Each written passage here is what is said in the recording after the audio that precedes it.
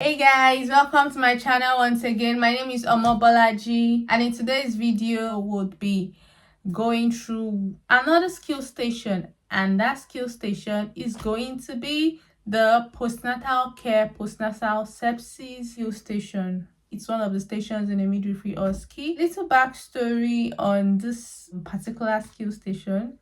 So I'm sure we might be familiar with all the skill stations we expect, and then we know that you could get a postnatal API scenario, and there's this postnatal check scenario, and then there's this postnatal care. And while I was practicing for my exam, myself and the other group of people I practiced with, there was just this confusion about what's even the difference between all of them.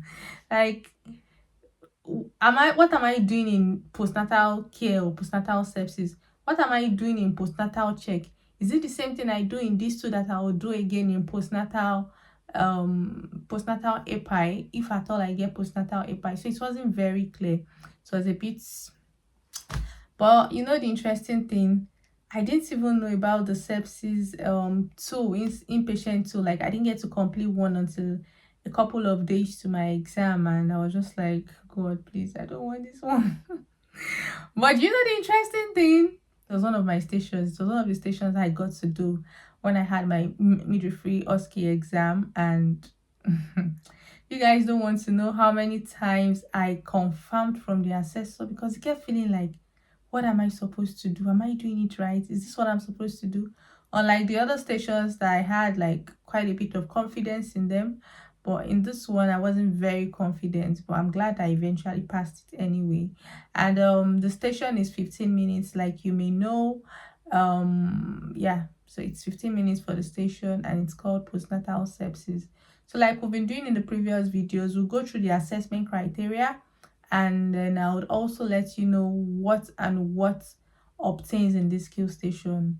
To be honest with you, like, this skill station is, I don't want to say it's one of the easiest because I was doing it right in the exam, and it just kept feeling like, am I sure this is a station like this, or there's still something more?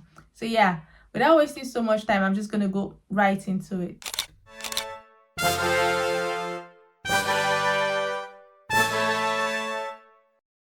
The first thing on here says, accurately calculates the MEOWS score, completes the chart in full, and signs.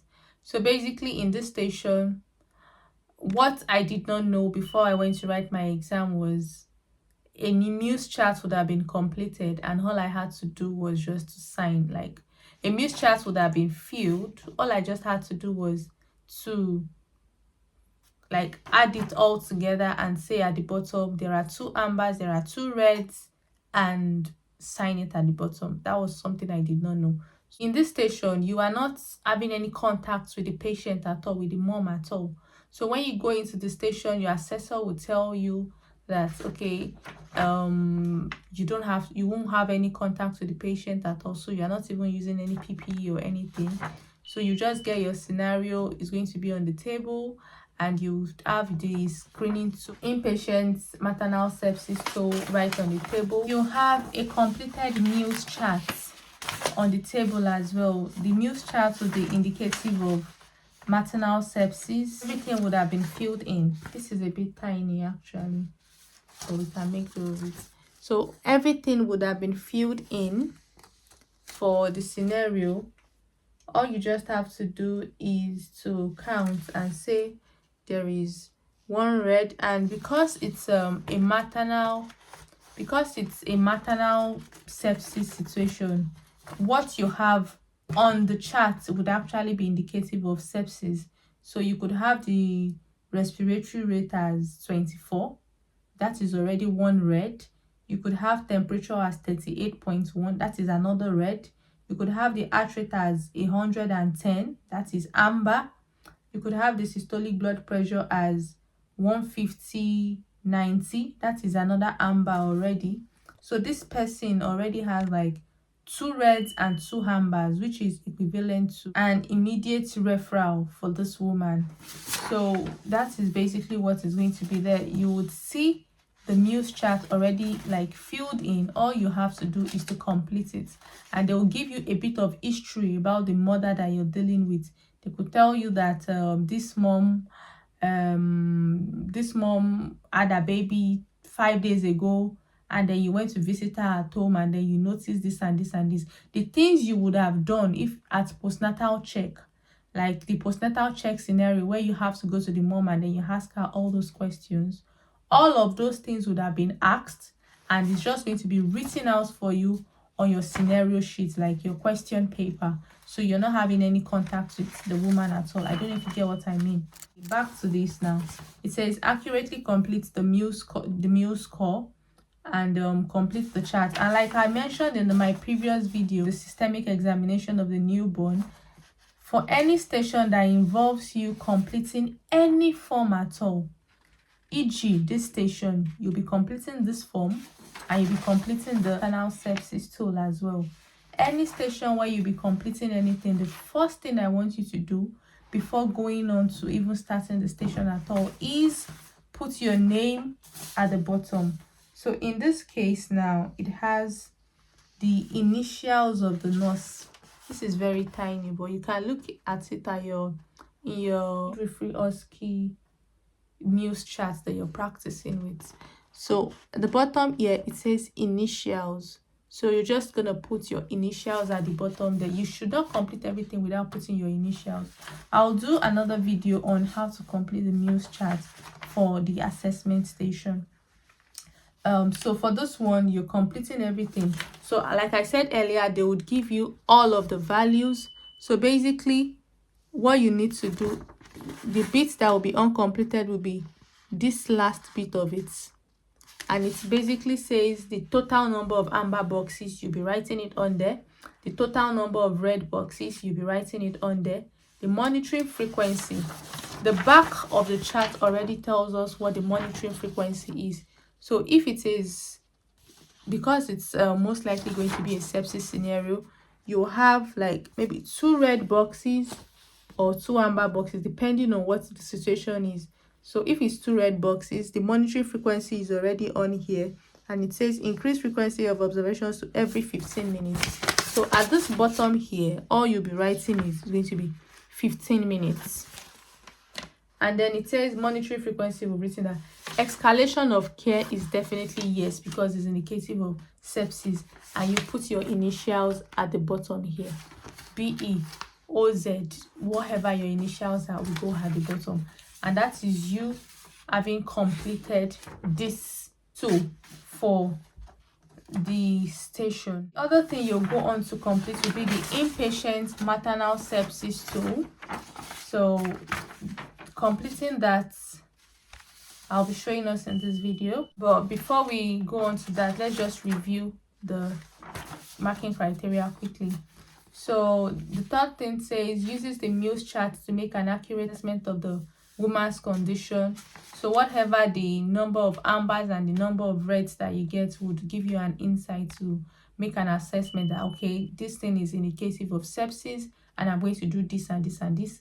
Uses the inpatient maternal sepsis tool to make an accurate assessment of the woman's condition. So these are the 2 tools that we are using. So like I mentioned earlier, it's a 15-minute station. You walk in, they'll give you a scenario. All the postnatal check has been done already. So you're basically, it feels like a silent station to me, to be honest, because you do, okay, well, maybe not fully a silent station, because you'll be doing mostly writing at the initial part of the station, and then you get to hand over to your assessor at the end, like give a form of SBAR, SBAR, and over to your assessor. Okay, so what is the first thing that we're doing? We've gone to the scenario, we have the question paper on there. They've told us about this woman. We just paint the scenario. Okay, she had a baby 5 days ago, and she had some sutures because she had some perineal tears, and you've gone to her 5 days later. It's foul smelling. She looks unwell. You checked her temperature, or everything, all her herbs has been checked, and it's all written on here. Her temperature is like 38. Her heart rate is 120 beats per minute. She's passing urine okay. Her blood pressure, the values are there already. Give you details about the family, like things you would look out for if you had actually done the check. They could tell you that she has a 3-year-old with her. and she's concerned about where a baby would be if she has to go into hospital for any reason. And the situation that you get, it could be an inpatient situation where the patient is still in the hospital, and it could be a scenario where the patient is in the community when you went on to visit. So you just bear in mind what the situation is to know how to go about your escalation, and how to go about your handover. I don't know if you get what I mean.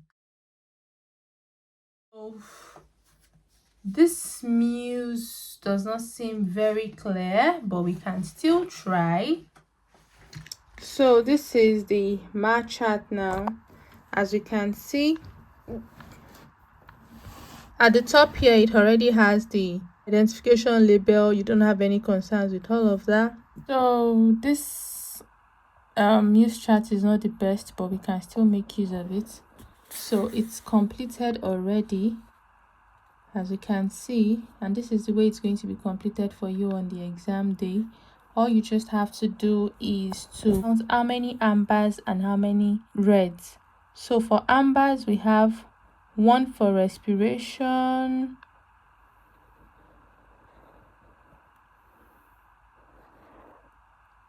this is 1 for pain, that's 2, and 1 for looks unwell. So total number of amber boxes will be 3. We'll write that on here. Then we count again for that of the red boxes.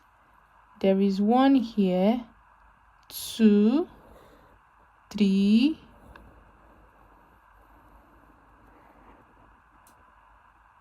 so that's 3 number of red boxes. So in this case that you have 3 amber, 3 red, what does it say we should do at the back? It says 2 red boxes. What do? The monitoring frequency is every 15 minutes. So we're just going to write monitoring frequency 15 minutes. Escalation of care, yes, because we are querying sepsis. And initials, you just put your initials, BE. So this bit of it is all we are completing for the purpose of the maternal sepsis scenario. Now we go on to completing this one, the inpatient maternal sepsis screening tool. First of all, the first thing we want to do when we pick every form is to write our date, 28/3/2024, and then the name, your print name. In my own case is going to be Bolaji. It's preferable to use block letters. Declination would be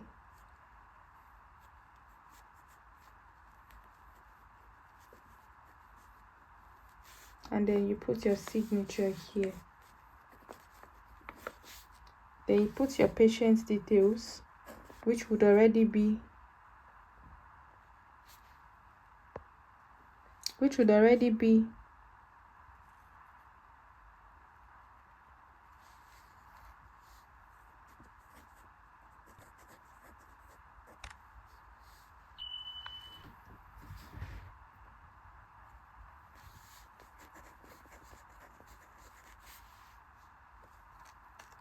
the date of birth is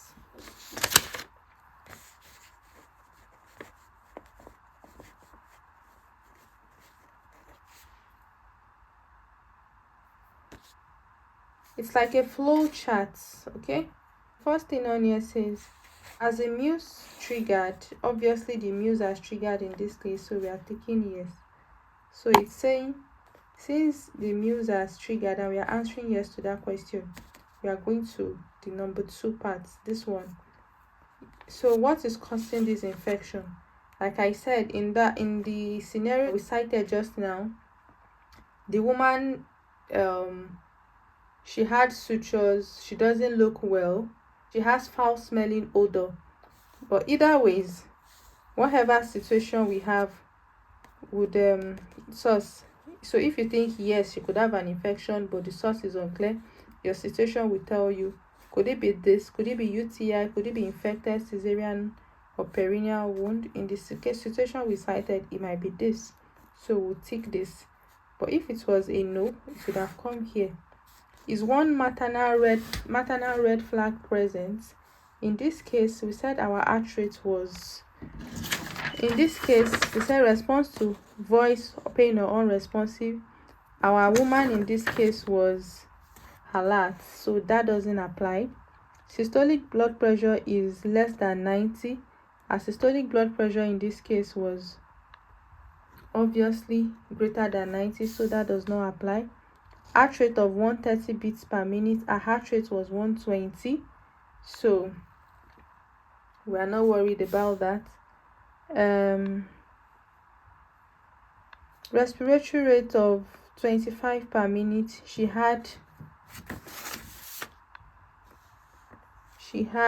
24, so that is not triggering.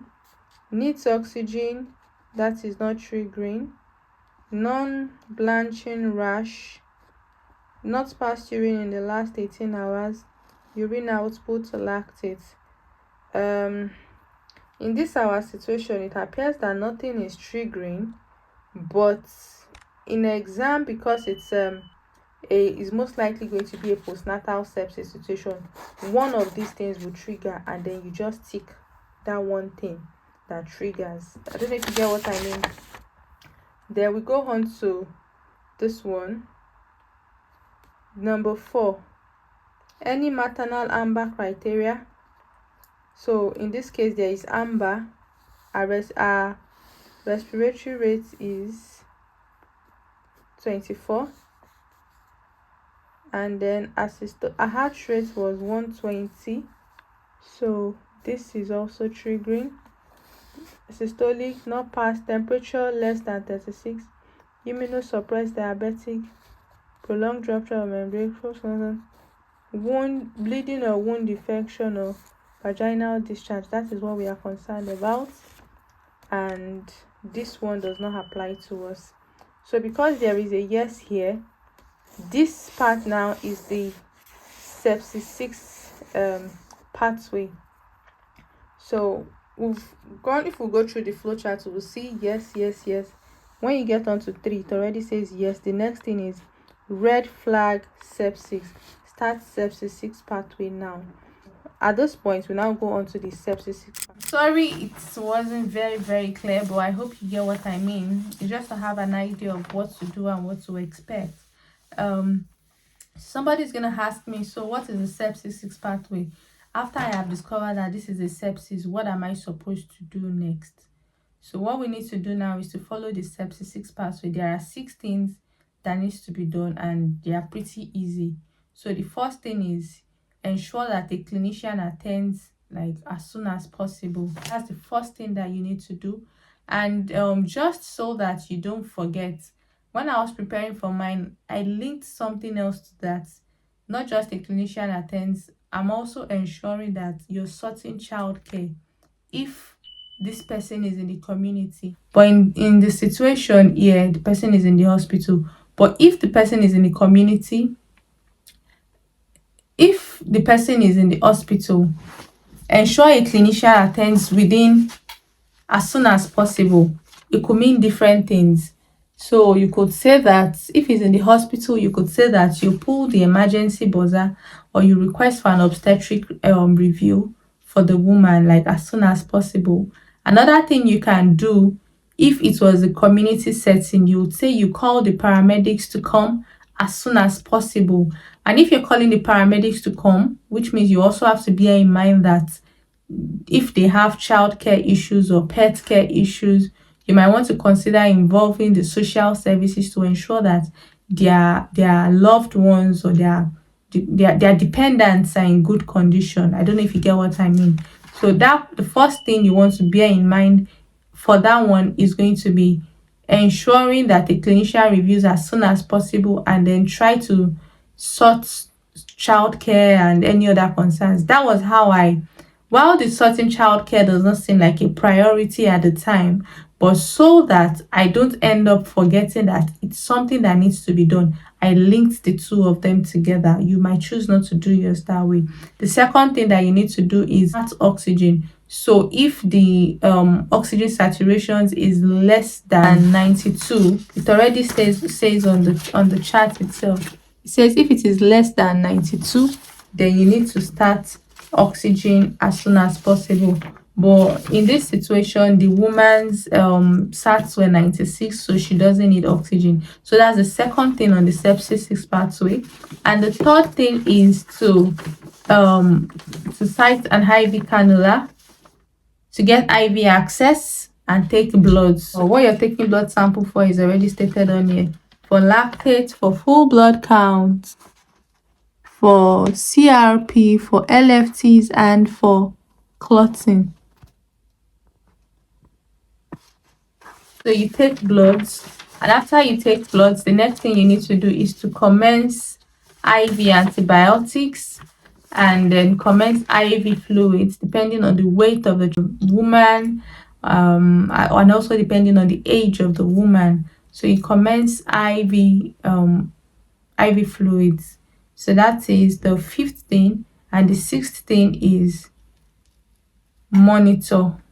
You continue to monitor. And one thing about this sepsis 6 pathway is all of it has to be done within the first hour. Within the first hour. After you've established that it is sepsis, you could put down a few things on your notes just to know how you're going to hand over. So you'll be handing over to your assessor as a form of SBAR, and all of this is going to be within 15 minutes. So an example of the handover is going to be something like you tell the assessor the situation. Okay, so this is somebody and somebody. This is Amy Hall. I came to do, even though you were not the one that did it, but you will still say that you came to do for your day 5 check, and then you noticed that she had a foul smell perineum. Her heart rate was this and this, her respiration was this. On MEOWS chart, she had 2 ambers and 2 red, and you're concerned about, okay, see, I've even linked everything together. That's it. We've done the situation, we've given the background, and then the assessment. We're talking about the assessment now, and your recommendation is just going to be everything that you've put down in your sepsis 6 pathway. You ask someone to come and review her as soon as possible. She's going to commence oxygen if she needs it. If she goes less than 92% for her SAT, she's going to, you're going to take bloods.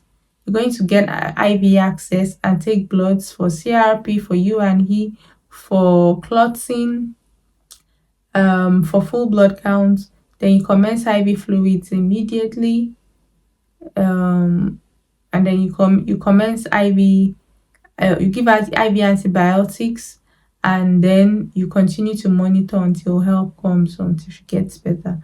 So those are the 6 things that we're doing that you want to bear in mind. And as soon as you give your handover, if you remember anything more, you can let your assessor know. And if not, basically that's the end of the station. So for this station, as simple as straightforward as it looks, you don't want to miss out on things like completing your MEOWS chart accurately. Don't write 1 amber when it is 2 ambers. Don't write 3 reds when it is 2 reds. So you can count as many times as possible just to be sure that you're writing what you need to write, and then you're not mixing that out. And then you also complete this one. You see why it is important to complete everything at the start. This video is running to an end. I'm about to finish the video, and yours truly did not sign at the end, and that is something we don't want to do. Yours truly did not sign at the end, and that is something we don't want to do in the exam. Though this part, though, it looks like we may not really have anything to fill there. It's until you've done. You could ask your assessor, can you confirm to me if the bloods has been sent now? If she tells you it's been sent, you just write the time there now, 10 o'clock. Assessor, then you write your initials.